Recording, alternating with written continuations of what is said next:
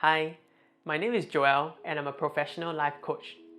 We're going to continue this series on how to manage your emotions, and today we're going to have a deeper look at anger.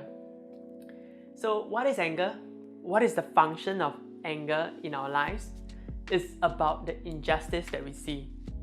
So, imagine yourself queuing for 2 hours for the latest iPhone, and when it's about to be your turn, someone just casually walks in and cut your queue.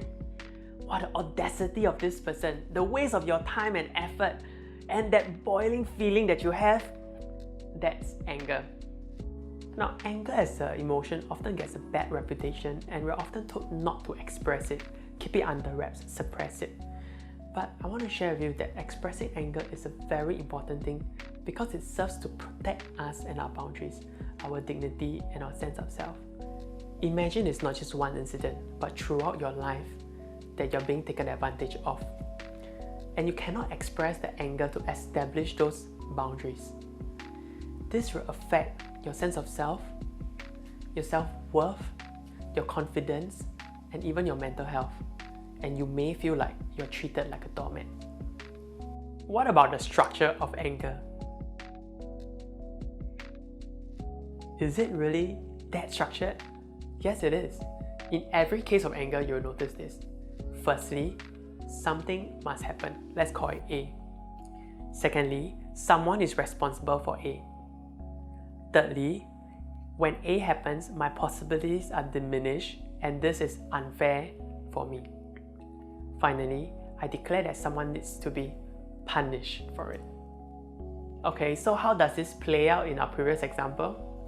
So the person who was cutting our queue, that act of cutting queue happened. Secondly, obviously the person was responsible for it. And thirdly, it diminished my possibilities because it took away my time and I may not get the one that I want. And next, I declare that was an unfair thing that happened to me. It shouldn't have been like that. And lastly, I want to take action to punish this person. Maybe I'll just say, hey, you need to go and queue up, right? Or hey, this is supposed to be my spot. And that is to establish my boundaries and to reclaim what is rightfully mine. Having understand what is the function of anger and the structure of anger, how do we then better manage it? Similar to the other emotions, there is no one straightforward answer. But with more awareness around the distinctions of the emotion, it gives us more handles and helps us to know what needs to be changed. In a very typical case where boundaries are being crossed, it is very likely that just having to establish that boundaries will resolve the anger.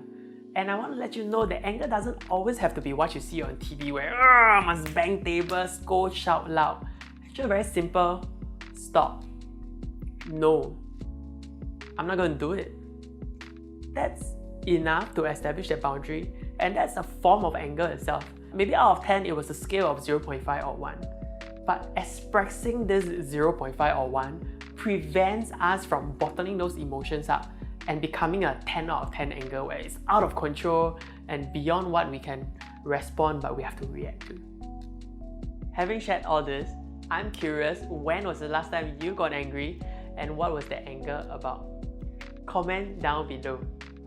And if this has been helpful, click like, subscribe and turn on the post notification button, and I'll see you in the next episode.